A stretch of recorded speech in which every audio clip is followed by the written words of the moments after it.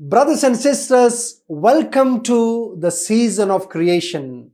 We celebrate the season of creation from 1st of September to 4th of October, offering reflections on the document Laudato Si that was written by Pope Francis in honor of the care of creation. Welcome to the 5th day of this celebration.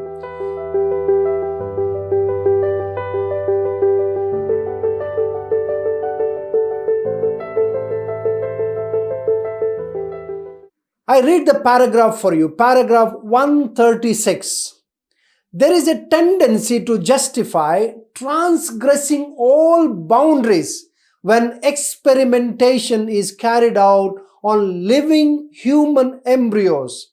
We forget that inalienable worth of a human being transcends his or her degree of development.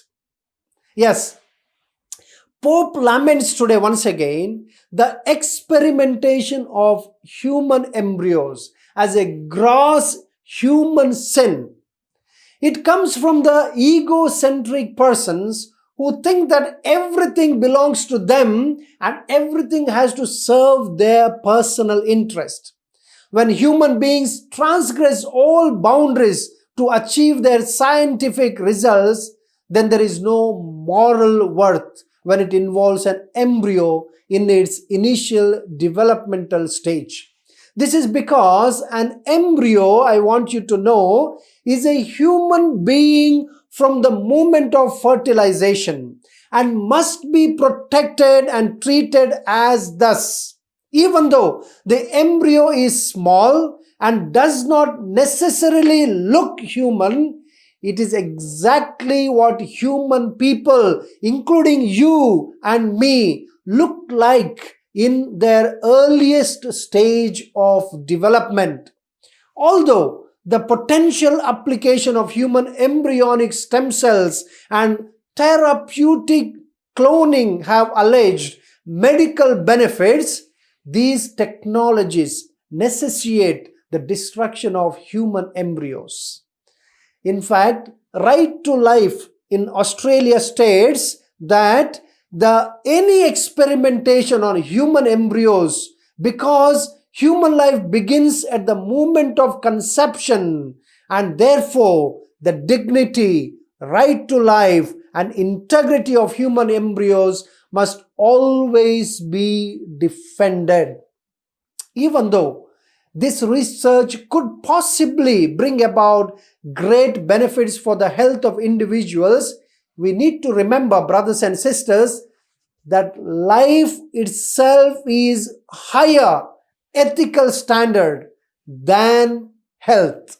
You will notice here that Laudato Si makes its frequent references to the saving of embryo.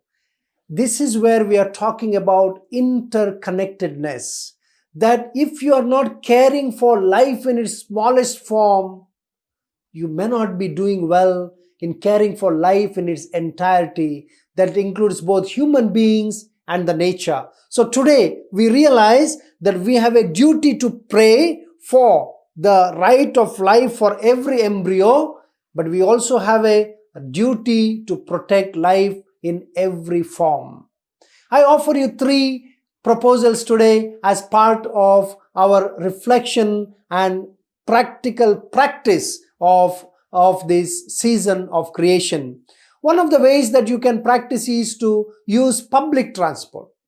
Public transport helps you to relax yourself. You can read something, you can listen to some good music, some positive talks, and it truly benefits you. Instead of driving your own car, you can also do carpooling is another way. Of course, Corona is on our way, but when it is over, this is one of the ways to practice quietly in your own personal life. Also, perhaps you can reduce how frequently you wash your clothes. That also helps to reduce the wastage of water. And finally, give people experience than things and gifts.